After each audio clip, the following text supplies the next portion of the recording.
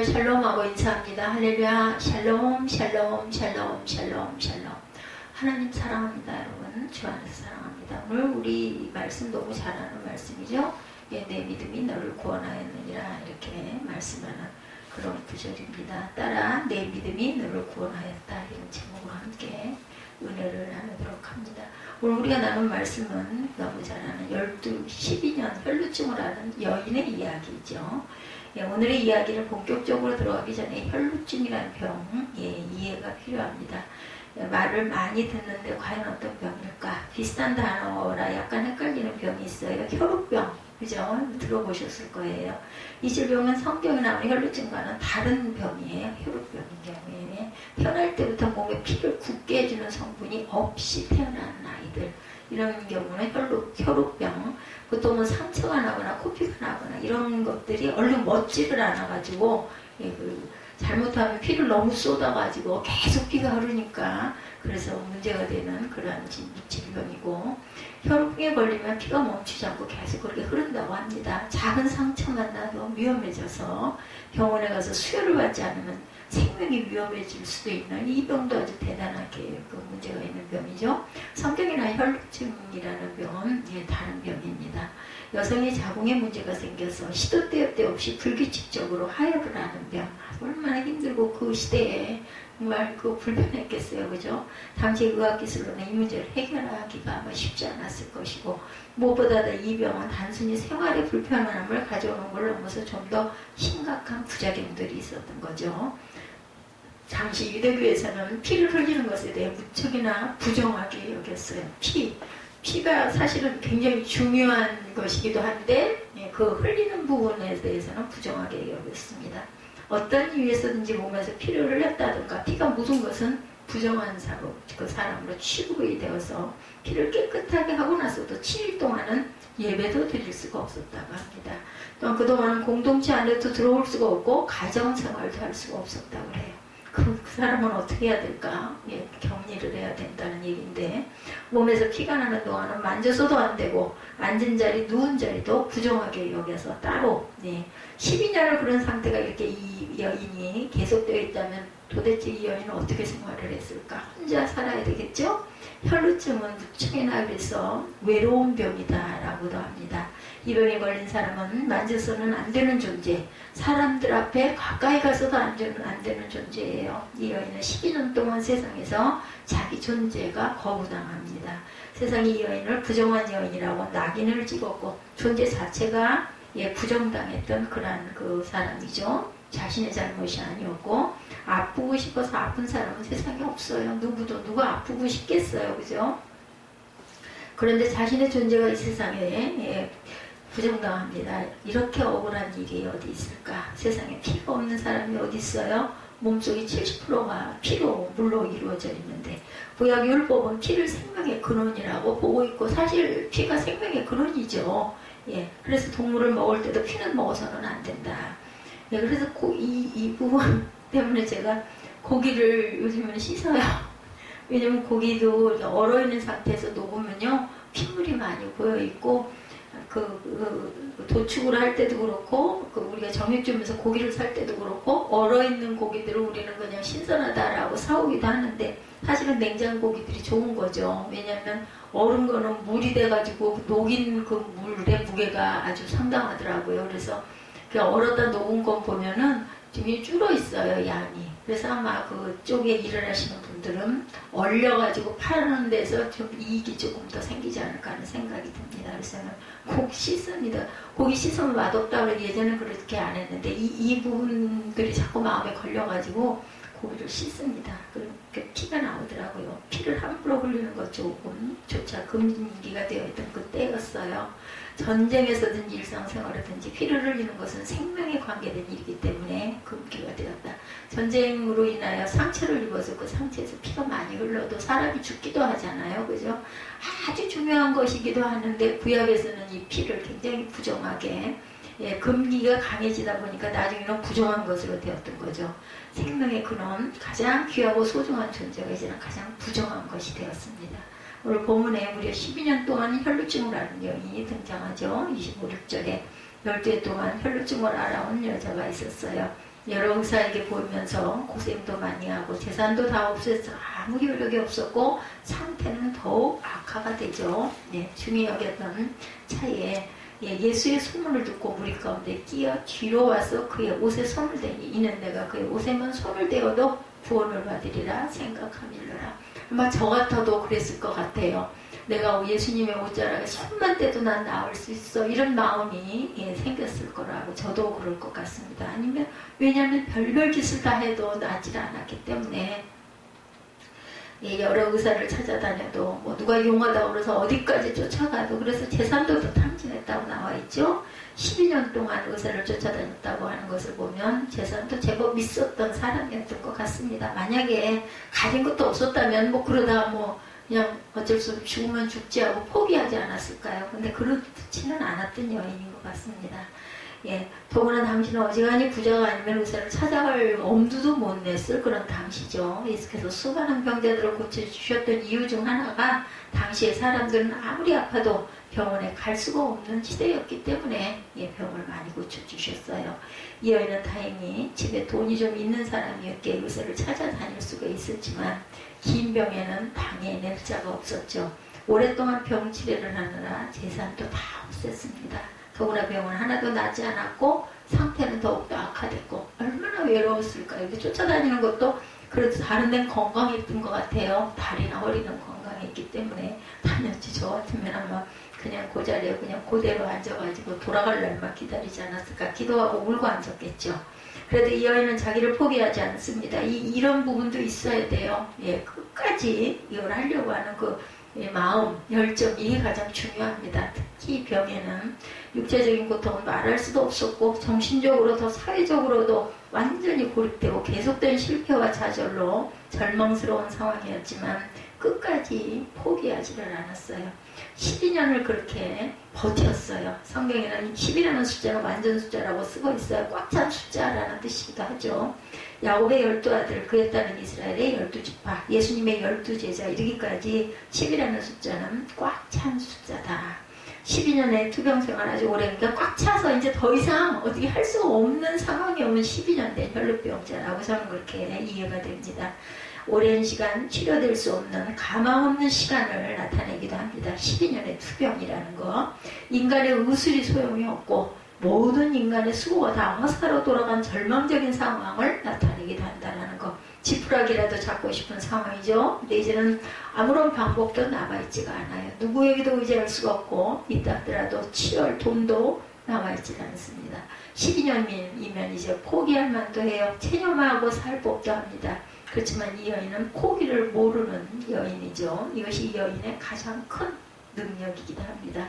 사람들은 쉽게 익숙해지죠. 고통과 고난에도 익숙해지고 행복과 은혜도 익숙해집니다.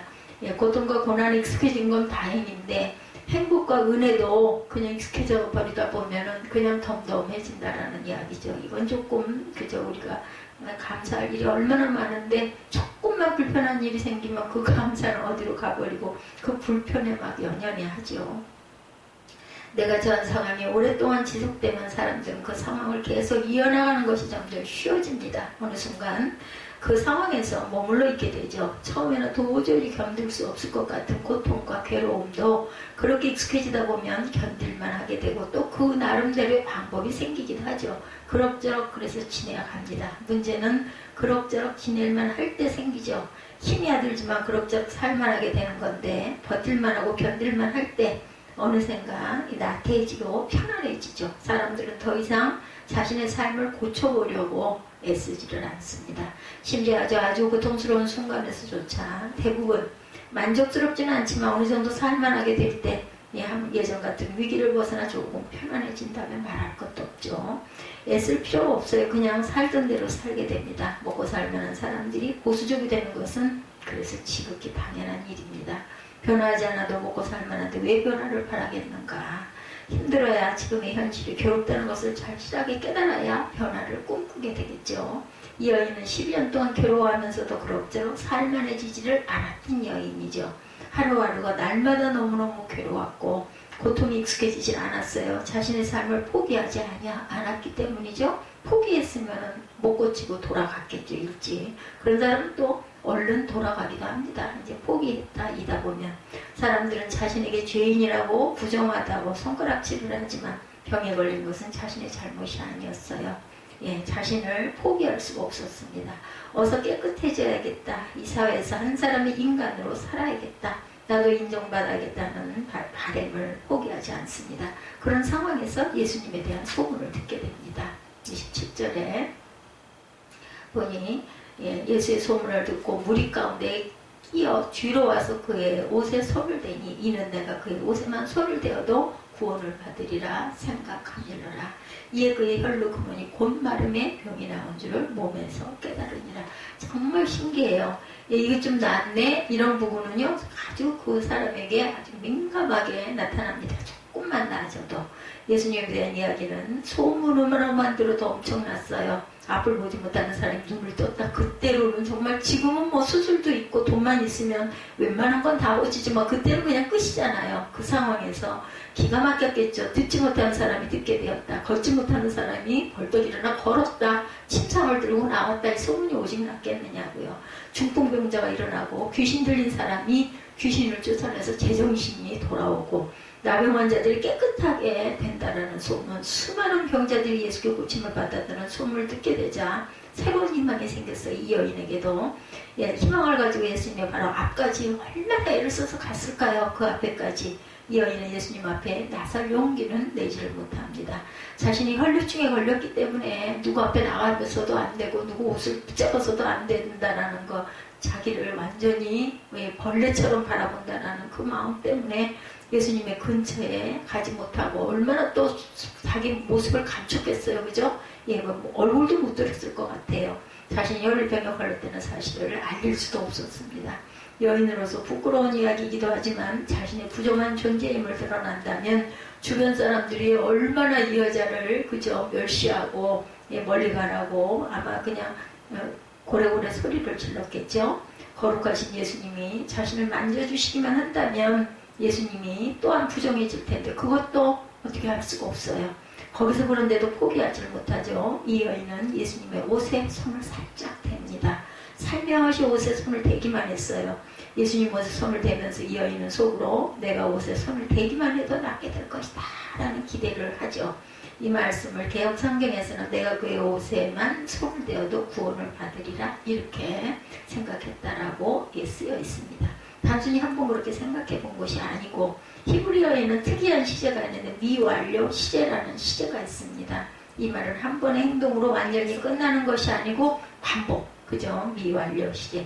쉽게 말해서 이 여인은 내가 예수님 옷에 손을 대기만 해도 구원을 받을 것이라고 낫게 될 것이라고 계속 반복해서 기도한 거죠. 그 말하자면 계속 반복해서 되뇌었다라는 거죠.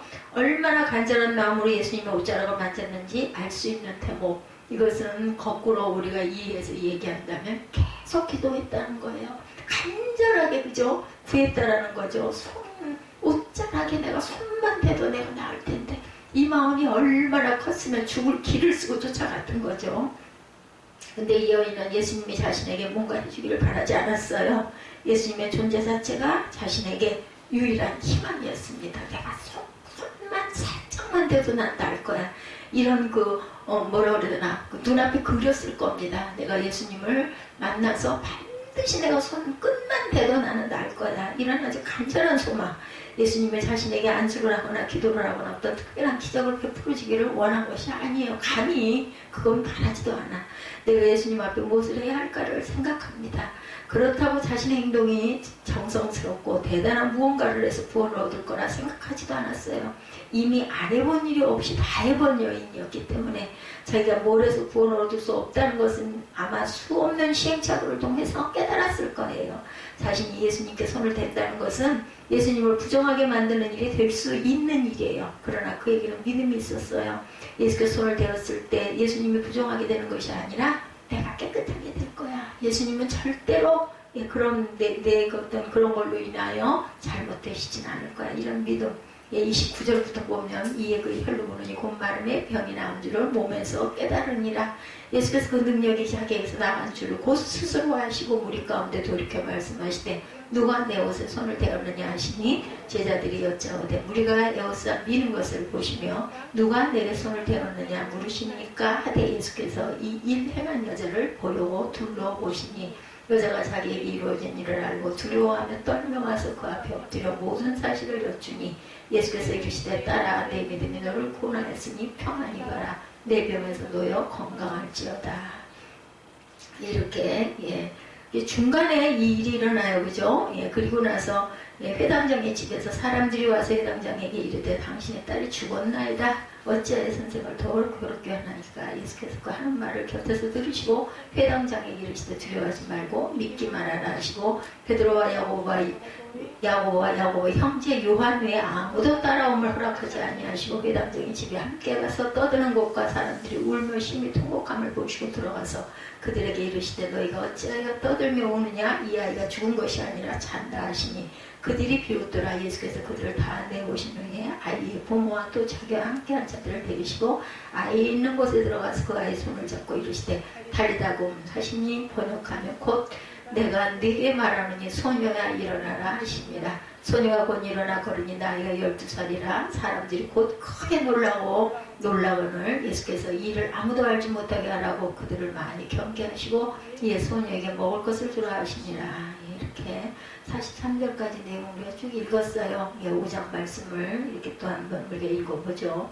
이 중간에서 끊을 수가 없잖아요. 읽다 보면 정말 그런 부분이 너무나 감사합니다. 예수께서 정확하게는 예수님의 옷에 손을 대는 순간 즉시입니다. 출혈의 근원이 마름을 느끼는 거죠. 내 그 옷자락을 만짐으로 인하여 나았구나 이걸 느끼신 거죠. 옷을 만졌음에도 예수님을 직접 만진 것이 아니라 옷을 만졌음에도 여인은 자신의 병이 고쳐졌음을 느꼈고 예수님은 자신에게서 능력이 나간 것을 느끼게 됩니다. 서로 알아차린 거죠. 터치가 된 것입니다. 이 여인은 예수님의 옷을 만진 것이 아니라 예수님의 존재를 자신의 몸으로 직접 경험한 것이죠. 살아계신 하나님의 아들 그 예수님을 자신의 마음과 몸으로 믿음으로 절절하게 느낍니다. 단순히 출혈의 근원이 많은 것을 넘어서 자신이 이제 정결케 되었음을 더 이상 부정하고 더러운 여인이 아니라는 것을 예수님의 옷을 만진 순간 느꼈다는 거죠. 예수님을 만난다는 것이 바로 그런 것입니다. 몸만 건강해진 게 아니라 이 여인은 영적으로 그죠? 다른 구원의 영이 임한 거죠. 존귀한 자가 된 것입니다. 예수님 주변에 수많은 무리들에 둘러싸여 있었어요. 그렇지만 그들은 예수님 곁에 서 있었을 뿐이고 그 중에 진정 예수님을 만난 사람은 이 여인뿐이라는 것. 이 여인은 예수님의 옷자락을 만졌을 뿐이지만 그 만남은 옷깃이 스치는 가벼운 만남이 아니었다라고. 왜냐하면 간절함이 있었잖아요. 내가 이분의 옷깃을 내가 꼭 만져야 하는 사람, 이 간절함, 이 기도, 이게 있어야 우리가 구원이 되고 변화가 된다는 거죠. 이 순간의 만남으로 이 여인은 자신을 지긋지긋하게 10년 동안 괴롭히던 삶의 문제에서 구원을 받습니다. 더 이상 이 여인은 더러운 여인이 아니었죠. 출혈의 근원이 말랐다는 말은 병의 근원, 부정함의 근원으로부터 치료되었다는 말이죠. 잠깐의 증상이 사라지거나 잠깐 괜찮아진 것이 아니죠. 존재가 바뀌었어요. 예수를 만남으로 새 사람이 된 겁니다. 보라, 이제는 새 것이 되었도다. 부정하고 더럽다고 손가락질 받던 존재에서 하나님의 존귀한 자녀의 존재가 돼버린 거죠. 만남은 일방적인 것이 아닙니다. 만남이라는 거, 그죠? 이 여인이 예수님을 만났다고 했을 때 혼자서 예수님을 바라본 게 아니라는 것이죠. 스파크가 뛰었어요. 스파크 옷깃을 스치는 순간 스파크가 딱 플러스 마이너스가 하나가 된 거죠. 이 여인이 예수를 만났다고 했을 때 혼자 바라본 게 아니고 이 여인이 자신의 온 마음을 다해 온 믿음을 다해 예수님을 바라보고 간절하게 그 옷자락을 만졌을 때 예수님은 자신의 능력이 빠져나갔음을 느꼈다. 예수님도 역시 그 순간 여인에게 마음을 쏟게 됩니다. 예수님을 향한 그토록 절절하게 간절하게 혼신의 힘을 다해 다가오는 그 마음을 어찌 모르실 수가 있었겠습니까? 예수님께서는 이 여인의 간절한 마음을 알아차리셨고 예수님 그토록 뜨거운 믿음의 마음을 또한 아십니다. 그렇게 예수님과 이 여인이 제대로 만나자 진정으로 놀라운 일이 일어나죠. 병이 고쳐졌어요. 이 만남을 견우와 직녀의 만남과 같은 만남이라고 생각을 하죠. 예수님은 우리들을 향한 간절한 마음을 가지고 이 땅에 오셨고 우리를 향한 뜨거운 사랑으로 죽음도 감당하기로 작정하고 우리를 향해 마음을 여신 분이십니다. 수많은 무리들 앞에서 그 사랑을 토해내죠. 근데 아무도 그 사랑을 알아차리지를 못해요. 그때 한 여인이 예수를 향해 자신의 모든 존재를 다해 다가옵니다. 죽으면 죽으리라라는 마음으로 옷자락을 만진 것이 아니라 예수님의 마음을 터치한 것입니다. 그렇게 만남으로 기적이 일어나죠. 예수님의 간절함과 여인의 간절함이 만나 기적은 일어난 거죠. 내 믿음이 너를 구원하였다. 내가 너를 구원한 것이 아니고 나를 향한 너의 믿음이 너를 구원했다 라고 말씀하죠. 여인은 단순히 병을 고친 것뿐만이 아니라 구원을 얻은 거죠. 이 놀라운 사건이 예수님의 능력이 아니라 순전히 여인의 노력으로 구원을 얻었다는 말일까? 아닙니다. 분명히 예수께서 고쳐주셨어요. 그렇지만 이 기적은 여인의 주도적인 행동이 없었다면 일어나지 않았을 것이라는 것. 혈루증 여인의 이 사건을 통해서 우리가 깨달아야 알아야 될 것은 우리의 간절함, 우리의 믿음, 우리의 그 열정, 이런 모든 것들이 하나가 됐을 때 성령은 우리에게 임하시고 우리가 새 사람으로 변화가 된다는 거죠. 예수님은 수없이 많은 사람들에게 둘러싸여 있었어요. 그 수없는 사람들은 예수님을 바로 앞에 두고도 예수님과 진정으로 만나지를 못합니다. 그들은 예수님의 얼굴을 보았고 말씀도 들었고 기적도 보았지만 나에게 직접 임하시는 예수님을 만나지 못했다는 것. 오직 이 여인만이 예수님을 전심으로 만납니다. 그리고 그 삶의 구원을 얻게 되죠. 예. 우리의 삶에 정말 예수님이 필요하십니까? 여러분들 정말 예수님이 아니고는 삶에 답이 없습니까? 혹시 우리는 예수님 말고 다른 답을 너무 많이 알고 있지는 않으십니까? 그래서 예수님을 앞에 두고도 제대로 만나지 못하고 있는 것은 아닌지 그것을 한번 깊이 생각하시는 저와 여러분들이 되시기를 주님의 이름으로 축복합니다. 하나님의 역사는 이곳에서 일어나죠. 이 여인은 예수님을 통해 하나님을 보게 되었어요. 오늘 본문에서 이 여인이 예수님의 말씀을 듣고 두려워 떨었다라고 나오죠. 그리고 나와 엎드렸다고 말합니다. 이 행동은 바로 살아계신 하나님을 만났을 때 하는 행동이죠. 우리가 감동을 받았을 때 어떻게 해요? 주여 눈물 쏟아지죠. 우리가 감히 감당할 수 없는 그 거룩하신 하나님을 만났을 때 감히 내가 하나님을 만났구나 하며 두려워하며 떨며 나와 엎드립니다. 다시 말해서 여인은 예수님의 옷자락을 만져서 예수님의 능력이 자신에게 임함을 경험함으로써 자신 앞에 있는 예수님이 단순히 우리와 같은 사람이 아니라 하나님의 아들임을 누가 고백했어요? 베드로가 고백했죠? 하나님의 아들이십니다. 확실하게 만났을 때 이 고백이 나도 모르게 뭘 누가 원해서 해야 돼서가 아니라 그냥 저절로 터지는 거죠. 내가 하나님을 만났구나. 내가 감히 거룩하신 하나님의 현존을 내가 배웠구나 하며 두려워 떨며 나와 엎드리죠. 따라 내 믿음이 너를 구원하였다. 내가 준 게 아니라 네가 믿었기 때문에 구원을 입었다. 이 구원의 그 외침, 이 구원의 절규가 저와 여러분에게 임하는 축복이 있으시기를 주님의 이름으로 축복합니다.